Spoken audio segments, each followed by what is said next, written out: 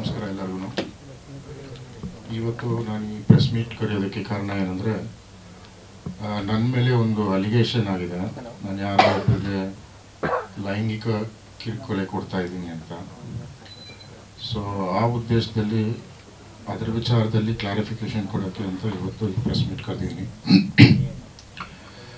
ತಮಗೇನಾದರೂ clarification ಬೇಕು ಅಂದರೆ ನನ್ನ ಕಡೆಯಿಂದ ಕ್ಲಾರಿಫೈ ಮಾಡೋದು ಇಷ್ಟೇ. ನನಗೆ ಅವರ ಸಂಬಂಧ 2 ವರ್ಷ ಹಿಂದೆನೇ ಮುಗಿದೋಗಿರೋಂಥ ಕತೆ. ಸೊ 2 ವರ್ಷ ನಂತರ ಇವಾಗ ಏನಕ್ಕೆ ಬಂದು ಏನು ಮಾಡಿದ್ದಾರೆ ಅಂತ ನನಗೆ ಒಂದು ಸ್ವಲ್ಪ ಸರ್ಪ್ರೈಸ್ ಆಗಿದೆ. ಸೊ 2 ವರ್ಷದಿಂದ ಕಾಂಟ್ಯಾಕ್ಟಲ್ಲಿ ಇಲ್ಲದೆ ಇರೋಂಥ ಒಬ್ಬರ ಜೊತೆ ಹರಾಸ್ಮೆಂಟ್ ಆಗಲಿ, ಇಲ್ಲ ಸ್ಟಾಕಿಂಗ್ ಆಗಲಿ, ಇಲ್ಲ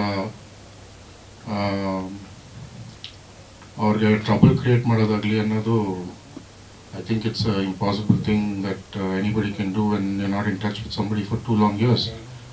ಸೊ ಅದರಿಂದ ಈ ಕ್ಲಾರಿಫಿಕೇಶನ್ ಕೊಡಬೇಕು ಅಂತ ನಾನು ಇವತ್ತು ನಿಮ್ಮ ಮುಂದೆ ಬಂದಿದ್ದೀನಿ.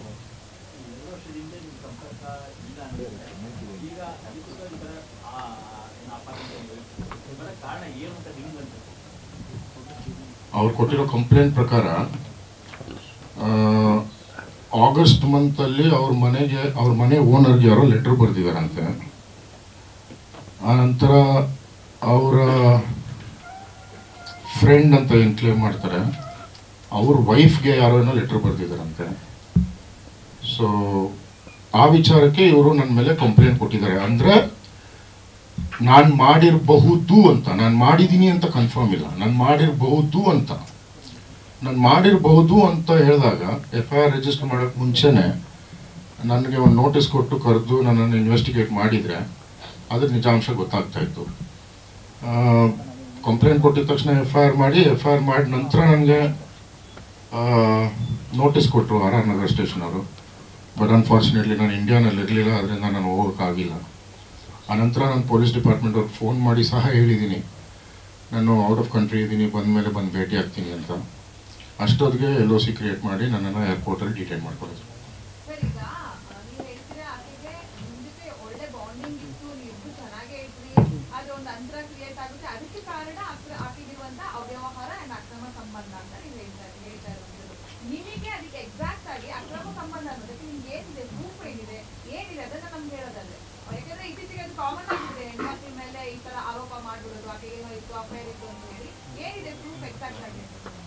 ಮೊದಲು ಎಲ್ಲ ಕಡೆ ರೆಡ್ಡಿ ಕೊಡ್ತಿದ್ದಾರೆ ಅಂತ ಎಲ್ಲ ಹೆಸರು ಹೋಗ್ತದೆ.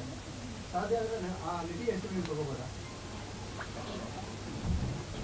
ಪ್ರಪಂಚಕ್ಕೆಲ್ಲ ಗೊತ್ತಿರೋದೇ ಹೆಸರನ್ನ ನನ್ನ ಬಾಯಲ್ಲಿ ಹೆಸರು ಹೇಳೋಕ್ಕೂ ಇಷ್ಟಪಡಲ್ಲ, ದಯವಿಟ್ಟು ಕ್ಷಮಿಸಿ. ಬಟ್ ಎಲ್ಲರಿಗೂ ಗೊತ್ತಿರೋ ವಿಚಾರ ಅದು. ಮೇಡಮ್, ಅದಿರೋ ಅಡ್ವಾಂಟೇಜ್ ಅಲ್ವಾ. So we have to abide by the law. We can't overrule it.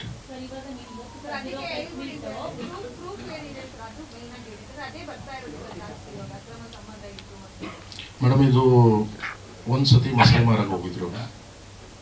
ನನ್ನ ಜೊತೆ ರಿಲೇಷನ್ಶಿಪ್ಪಲ್ಲಿ ಇದ್ದಾಗಲೇ ಒಂದ್ಸತಿ ಮಸಾಯಿ ಮಾರಾಗ ಹೋಗಿದ್ರು. ಆನಂತರ ಬಂದು ತಿರ್ಗಾ ಇನ್ನೊಂದ್ಸತಿ ಮಸಾಯಿ ಮಾರಾಗ ಹೋಗ್ಬೇಕು ಅಂತ ಹೇಳಿದ್ರು. ತಿರ್ಗಾ ಒಂದ್ಸತಿ ಮಸಾಯಿ ಮಾರಾಗ ಹೋದ್ರು. ಆನಂತರ ಇವರಿಬ್ಬರದು ರೆಗ್ಯುಲರ್ ಫೋನ್ ಕಾಂಟ್ಯಾಕ್ಟ್ಸ್ ರೆಗ್ಯುಲರ್ ಆಗಿತ್ತು. ಯಾಕಂದರೆ ಫೋನಲ್ಲಿ ಗೊತ್ತಾಗ್ತಾ ಇತ್ತು. Because we were living together. It was not that I was living in a separate house and she was living in a separate house. So I could relate what was happening ಅಂತ. So 2-3 ಸತಿ ನಾನು question ಕೇಳಿದೆ. She ignored it. ಒಂದು ಸತಿ ನನಗೆ brother ಥರ ಅಂತ ಅಂದರು. ಇನ್ನೊಂದು ಸತಿ ಫಾದರ್ಲಿ ಫಿಗರ್, 55 years old ಮನುಷ್ಯ ಅಂತ ಅಂದಿದ್ರು. ಆನಂತರ ಟ್ಯಾನ್ಜಾನಿಯಾಗೆ ಹೋಗ್ಬೇಕಾದ್ರೆ I got to know that he's a married man with a kid ಅಂತ. ಟ್ಯಾನ್ಜಾನಿಯಿಂದ ಬಂದ ಮೇಲೆ ಅವ್ರ regular phone contacts, regular phone conversations overheard ಮಾಡಿದಾಗ ಐ ಗಾಟ್ ದ ಸಸ್ಪಿಷನ್ ಬಂದಾಗ ಕೇಳಿದೆ. ಸುಮಾರು ಫೋಟೋಗ್ರಾಫ್ಸ್ ಪೋಸ್ಟ್ ಮಾಡಿದರು, ಸುಮಾರು ಫೋಟೋಗ್ರಾಫ್ಸ್ ಅವ್ರ ಫೋನಲ್ಲಿತ್ತು. ಆನಂತರ ಸುಮಾರು ಸತಿ ಕಮ್ಯುನಿಕೇಟ್ ಮಾಡ್ತಾಯಿದ್ರು. ಸೊ ಆ ಡೌಟ್ ಮೇಲೆ ಕೇಳಿದ್ದಕ್ಕೆ ದಟ್ಸ್ ವೆನ್ ಎವ್ರಿಥಿಂಗ್ ಸ್ಟಾರ್ಟೆಡ್.